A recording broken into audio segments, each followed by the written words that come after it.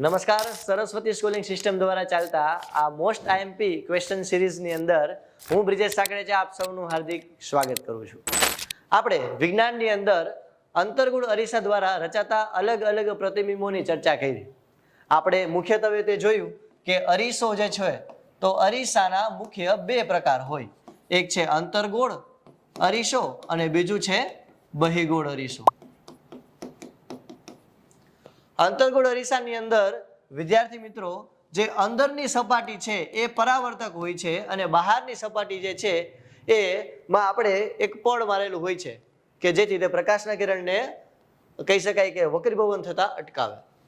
એવી જ રીતના બહિગોળની અંદર જે બહારની સપાટી છે એ ચળકતી હોય છે, જ્યારે અંદરની સપાટી જે છે એ ચળકાટ ધરાવતી નથી. હવે આ આકૃતિ દોરવામાં ઘણા લોકો મિસ્ટેક કરતા હોય છે, તો એની અંદર કઈ વસ્તુ ખાસ ધ્યાન રાખવી, તો આની અંદર તમે જ્યારે નામ નિર્દેશન કરો તો એક વસ્તુ યાદ રાખવાની, પેપ્સી. હા ભાઈ, હા, પેપ્સી એટલે શું? તો કે જો પી એફ અને સી, એવી જ રીતના અહીંયા થશે પી એફ અને સી, પેપ્સી. લ્યો, આમાં કઈ નથી નવું. ઓકે, આ બધી પ્રક્રિયાઓ ક્યાં થાય છે? તો કે મનમાં થાય છે, મનમાં. એટલે કે એમ અને એન, અરીસાના દર્પણ મુખને આપણે એમ અને એન વડે દર્શાવશું. તો આ થઈ ગઈ અંતર્ગોળ અરીસો અને આ થઈ ગયો આપણો બહિગોળ અરીસો નોર્મલી. હવે આ અંતર્ગોળ અરીસો એ પ્રકાશના કિરણ જે છે એને ભેગા કરવાનું કામ કરે છે, જે તમે વિડીયો સિરીઝની અંદર જોયેલું છે. તો આપણે આની જ્યારે આકૃતિ દોરવા જઈએ તો આપણને કંઈક આવું જણાશે કે મુખ્ય અક્ષને સમાંતર આવતું કિરણ એફ માંથી પસાર થાય છે. એનો મતલબ એવો કે અંતર્ગોળ અરીસો પ્રકાશના કિરણને ભેગા કરે છે. એવી જ રીતના જે બહિગોળ અરીસો છે, આ પ્રકાશના કિરણને અંતર્ગોળ અરીસો કેન્દ્રિત કરવાનું કામ કરે છે.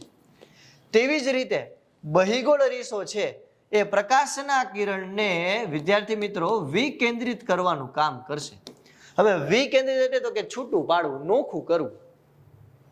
જેમ કે આપણે જે આ ટ્યુબલાઇટ યુઝ કરીએ છીએ રૂમની અંદર, તો એ ટ્યુબલાઇટ કોઈ એક જગ્યા ઉપર પડશે એવું તમે ઈચ્છશો કે રૂમમાં બધે પ્રકાશ ફેલાય તેવું તમે ધારશો? તો આપણી ઈચ્છા એવી હશે કે આપણે જે ટ્યુબલાઇટ શરૂ કરીએ, આપણે જે લાઇટ શરૂ કરીએ તે પૂરેપૂરા રૂમની અંદર પ્રકાશ ફેલાવે. તો પ્રકાશને ફેલાવાની વાત થઈ, તો ફેલાવાની વાત થઈ ત્યાં બહિગોળ અરીસો આવશે. એવી જ રીતના જો પ્રકાશને તમે કોઈ જગ્યાએ ભેગો કરવો હોય, એક તમને ઉદાહરણ આપું તો સ્પોટલાઇટ. તમને ખબર છે કે કોઈ આપણે નાટ્ય મંચમાં જઈએ તો કોઈ એક જગ્યા ઉપર લાઇટ ઉપર પડતી હોય છે, તો એ પ્રકાશના કિરણને કેન્દ્રિત કરવાની વાત થઈ. તો એવી કોઈ જગ્યા હોય તો ત્યાં બધે અંતર્ગોળ પ્રકારના અરીસાનો ઉપયોગ થાય છે. તો આની અંદર પ્રકાશના કિરણ ભેગા થાય તો આમાં પ્રકાશના કિરણ છૂટા પડે છે અથવા તો છૂટા પાડવા માટે વપરાય છે. એનું એક ઉદાહરણ લઈએ તો મુખ્ય અક્ષને સમાંતર આવતું કિરણ, આ મુખ્ય અક્ષ છે દીકરાઓ, તમને ખ્યાલ હશે, આને કહેવાય મુખ્ય અક્ષ.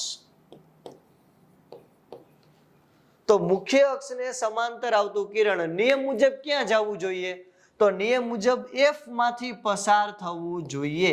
પણ એફ માંથી પસાર થતું નથી, કારણ કે જો અરીસાની સપાટી આવી ગઈ, હવે દિવાલ ચીરીને થોડું જશે તો એ એફ તરફ વિકેન્દ્રિત થશે, એટલે કે છૂટું પડશે. તો તમે આમાં જુઓ, પ્રકાશના કિરણ દૂર ગયા, ફેલાણા, આમાં પ્રકાશના કિરણ ભેગા થશે. તો બહિગોળ અરીસો પ્રકાશના કિરણને વિકેન્દ્રિત કરવાનું કામ કરે છે. હજી એક તમને મસ્ત મજાની ટ્રીક આપું દાખલાઓ ગણવાની અંદર, કે અંતર્ગોળ અરીસાની જે કેન્દ્ર લંબાઈ છે એફ અને બહિગોળ અરીસાની કેન્દ્ર લંબાઈ છે એફ. તો સમજો દીકરાઓ, જ્યાં જ્યાં મને અંતર્ગોળ સંભળાય, શું? જ્યાં જ્યાં મને અંતર્ગોળ સંભળાય ત્યાં તમારે કેન્દ્ર લંબાઈ છે ને ઋણ લઈ લેવાની. એ પછી અરીસો હોય તોય ભલે, એ લેન્સ હોય તોય ભલે. અંતર્ગોળ અરીસો અથવા તો અંતર્ગોળ લેન્સ, જ્યાં જ્યાં કેન્દ્ર લંબાઈની ચર્ચા થાય અને અંતર્ગોળ શબ્દ આવે એટલે ઋણ દાબી દેવાનું. એવી જ રીતના બહિગોળની ચર્ચા કરીએ તો બહિગોળમાં કેન્દ્ર લંબાઈ હંમેશા તમારે કેવી લેવાની આવશે? તો કે ધન. બહિગોળ અરીસો હોય તોય ભલે, બહિગોળ લેન્સ હોય તો પણ ભલે. ચલો, તો આ બહિગોળ અરીસાની આપણે માહિતી મેળવી કે પ્રકાશના કિરણને વિકેન્દ્રિત કરવાનું કામ કરે છે. તો એની બે આકૃતિ જે આપણને 2 માર્કમાં પૂછી શકાય અથવા તો 3 માર્કમાં બંને આકૃતિ પૂછી શકાય એ આપણે જોઈએ. તો બહિર્ગોળ અરીસાના કિસ્સાની ચર્ચા કરીએ તો એમાં સૌથી પહેલો કિસ્સો છે કે અનંત અંતરેથી આવતું કિરણ.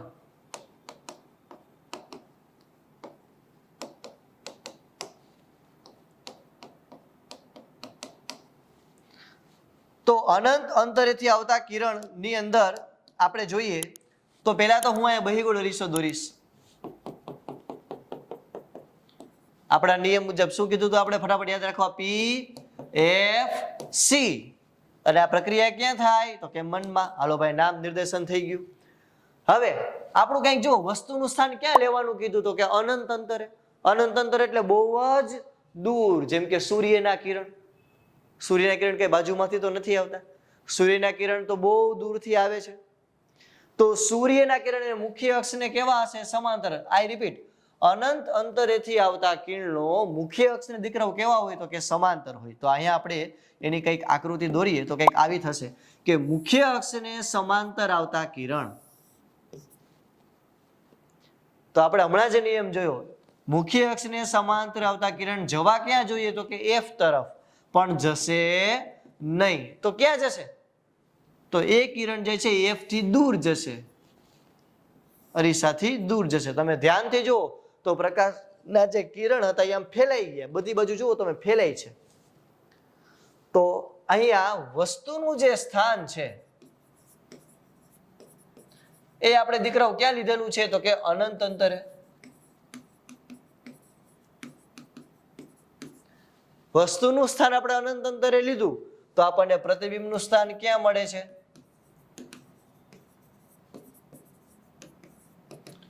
ઓકે, તમે જુઓ ધ્યાનથી તો પ્રકાશનું કિરણ જે છે આમ ક્યાંય ભેગા થતા નથી. તમે એને પાછળની બાજુ લંબાવો તો અહીંયા ક્યાંક આપણને પ્રતિબિંબ મળે છે.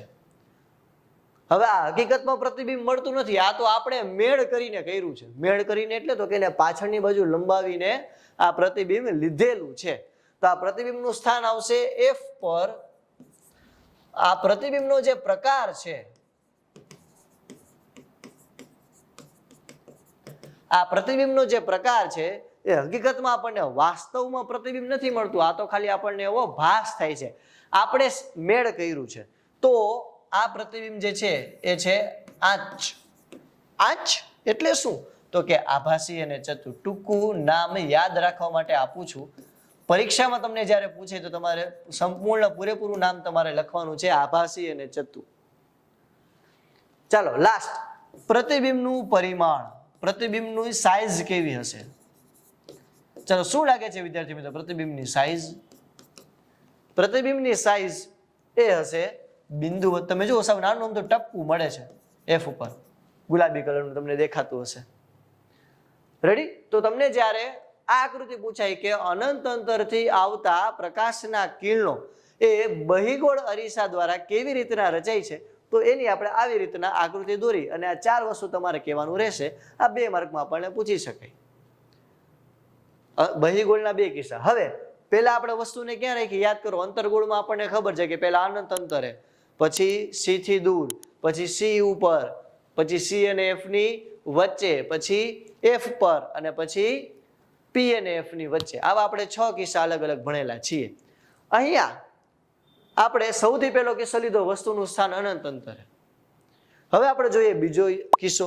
તો હવે તમે બીજો કિસ્સો આપણે જોવા જઈએ પહેલા હું કહું હું વસ્તુને ક્યાં રાખીશ?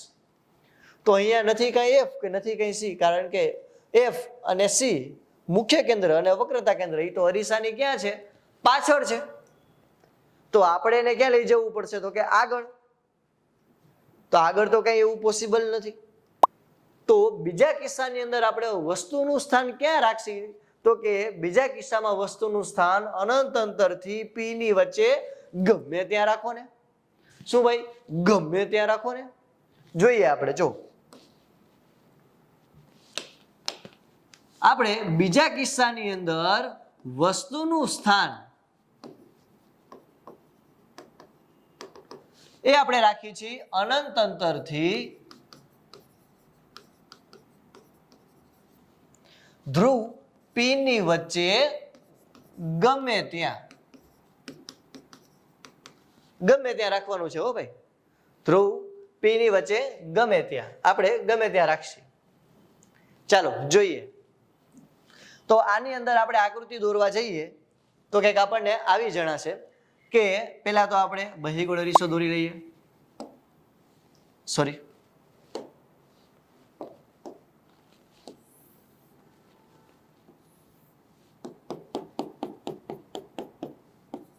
પી એફ સી એમ અને એન, પેપ્સી અને મન. હવે વસ્તુનું સ્થાન મેં કીધું એમ આપણે ભાઈ વસ્તુનું સ્થાન અનંત અંતરથી પી ની વચ્ચે ગમે ત્યાં લ્યો ને કાંઈ નડશે જ નહીં. હાલો તો વસ્તુનું સ્થાન પી અને અનંત અંતરની વચ્ચે ગમે ત્યાં હું અહીંયા વસ્તુ દોરું છું. આ આપણે એક વસ્તુ છે. ચાલો આ વસ્તુનું આપણે સ્થાન જોવાનું છે. તો આપણા નિયમ મુજબ આપણો કંઈક નિયમ એવો હતો કે મુખ્ય અક્ષને સમાંતર આવતું કિરણ એ એફ માંથી પસાર થાય, પણ અહીંયા એફ પાછળ છે તો આપણને એફ તરફ ભાસ થતો હોય એવું લાગશે, એટલે આપણે પાછળની બાજુ જવા દઈએ. એફ તરફ વિકેન્દ્રિત થયું. હવે બીજો આપણે કંઈક એવો એક નિયમ પણ જોયેલો છે કે વક્રતા કેન્દ્ર સી માંથી પસાર થતું કિરણ તે જ માર્ગે પાછું જાય. હા કે ના? બીજી પેનથી દર્શાવીએ તો વધારે સારી રીતે ખ્યાલ આવશે.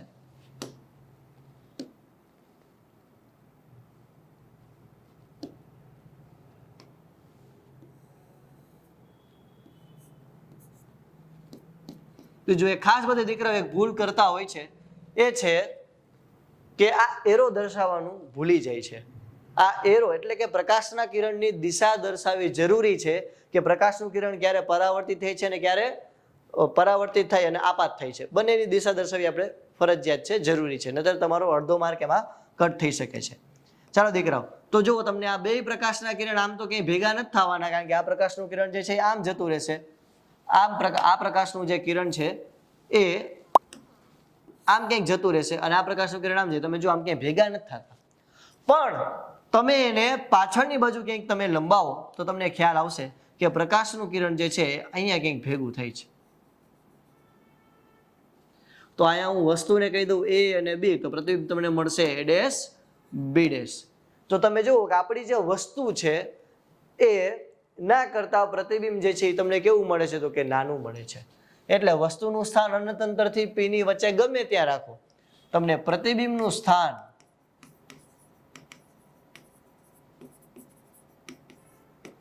ક્યાં મળશે તો કે અરીસાની પાછળ,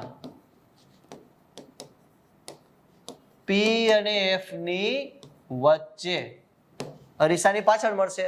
અને તમે ગમે એવડી મોટી વસ્તુ લઈ લ્યો ને, શું તમે ગમે એવડી મોટી વસ્તુ લઈ લ્યો ને, તમને પ્રતિબિંબ હંમેશા પી અને એફ ની વચ્ચે નાનું જ મળશે. હાલો બીજું જોઈએ તો કે પ્રતિબિંબનો પ્રકાર શું લાગે દીકરો? પ્રતિબિંબનો પ્રકાર કેવો લાગે? તો કે ભાઈ પ્રતિબિંબનો પ્રકાર તમે જુઓ તો આયા એરો જે એનું હેડ છે એની સામે હેડ આવે છે, એટલે માથા સામે માથું આવે છે. તો પ્રતિબિંબ છે એ છે આભાસી અને ચત્તુ.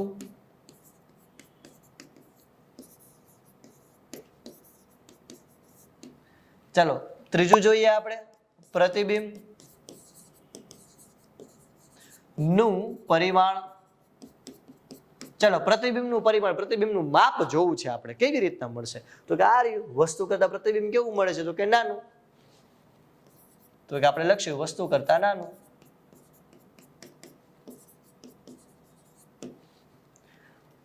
ચલો તો આપણને એનો મતલબ એવો કે બહિગોળ અરીસાની અંદર તમને પ્રતિબિંબ જે વસ્તુનું મળશે એ પ્રતિબિંબ હંમેશા વસ્તુ કરતા નાનું જ હોવાનું છે અને આભાસી અને ચત્તુ હોવાનું છે.